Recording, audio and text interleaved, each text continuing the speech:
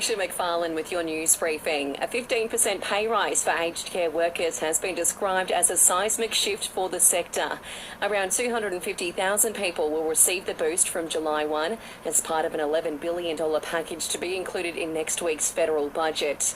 Aged Care Minister Anika Wells says it'll boost the entire industry. Our modelling says that today's pay rise will bring 10,000 more workers to the sector. Queensland Police have now charged a second teen in relation to a horror crash in the state which left 3 people dead.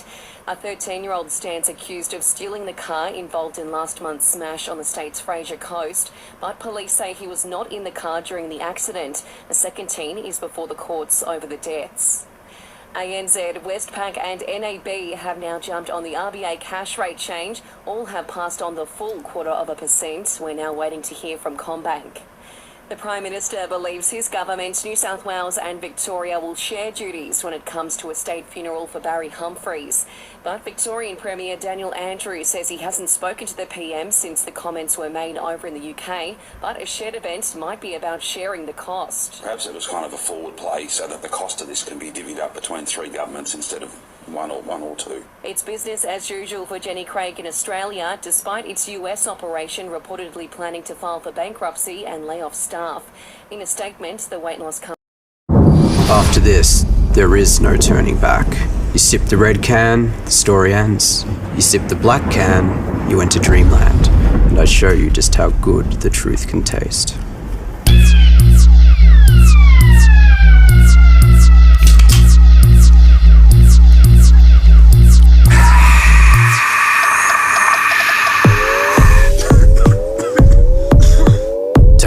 Max Taste Challenge.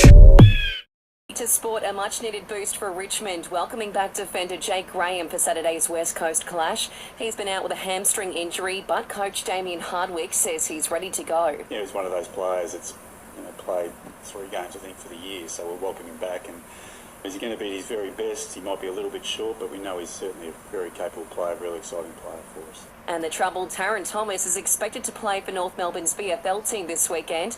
It's after he was stood down for filming himself driving with his feet on the dashboard. Selling the family home? Miller, Juan and John put you first. This is SAFM weather. A medium chance of showers later tonight across the Limestone coast, dropping to 10 degrees. More rain on the way tomorrow, 14. Want more local news? Get free breaking news about our community. Download the Listener app, search for the Limestone Coast and add to your favourites now.